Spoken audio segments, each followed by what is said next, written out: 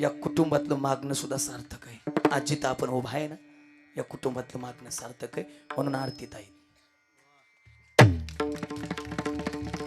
कायम आमच्या आईचं आणि बाबाचं देवाकडे मागणं असायचं. कायम देवाची भक्ती करायची, कायम देवाचं भजन करायचे. शून्यातून विश्व निर्माण केलं. इथून मुंबईला राहायला गेले. मुंबईवरून राहून परत मनात आलं आपल्या घरातलंही कुणीतरी वारकरी संप्रदायात असायला पाहिजे.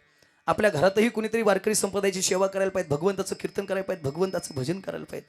आणि ऐका, त्या आरती ताईसाठी त्यांनी तिकडलं काम सोडलं, इथे येऊन शेती करायला सुरुवात केली. आणि बाबा आरती ताईंसाठी रात्रीचा दिवस, दिवसाची रात्र त्या आईबापाने एक केली आणि एवढी मोठी कीर्तनकार बनवली. आणि बाबा त्यासाठी आई बापाची कुस पवित्र लागते. आमच्या बाबांच्या बाबतीत जर बोलायचं झालं ना, तर कायम ड्रायव्हरकीचा व्यवसाय, दुसऱ्याच्या गाडीवरती ड्रायव्हर म्हणून राहायचं, ड्रायव्हरचं काम करायचं. पण एक मात्र कायम काही करत असले तरी देवाचं भजन कायम मुखात असायचं. एवढंच नाही, जर रस्त्यानं जाता येता जर कुठं कीर्तन चालू असेल ना, जर रस्त्यानं जाता येता कुठं कीर्तन चालू असेल ना, तर बाबा जाता येता कीर्तन चालू असलं की काही झालं तरी चालेल, पण कीर्तन ऐकायचं मगच पुढे जायचं. कदाचित मालकाची त्यासाठी बोलणी सुद्धा खावा लागली. आयुष्यभर परमार्थ केला, आयुष्यभर त्याग केला सगळ्या गोष्टीचा, काही झालं तरी चालेल पण परमार्थ. आणि आईच्या पोटात असताना आईने सुद्धा ज्ञानेश्वरीचं पारायण, गीतेचं पारायण, गाथ्याचं पारायण केलं.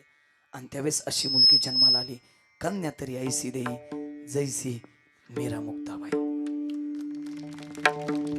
आज आई बाबा महाग बसलेले असतील, पण त्या लेकराचं कौतुक बघितल्यानंतर बाबा त्यांच्या पण डोळ्यात पाणी येत असेल. अण्णा, आमच्यापैकी जवळपास कुठल्याच कीर्तन करायला परंपरा नाही.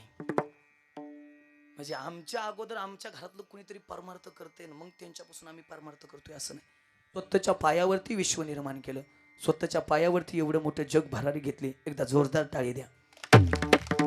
आणि निश्चित या भावानं या बहिणीला मदत लय केली बरं का.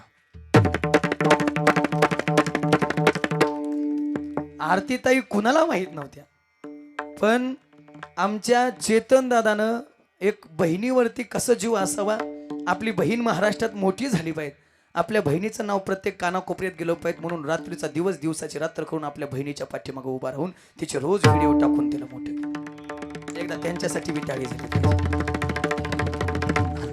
अतिशय. आज निश्चित बाबा तुम्हाला धन्यवाद देताना एकच बोलेल, आई वडिलाला आपुलिया हिता जो असे जागता, धन्य माता पिता ताई.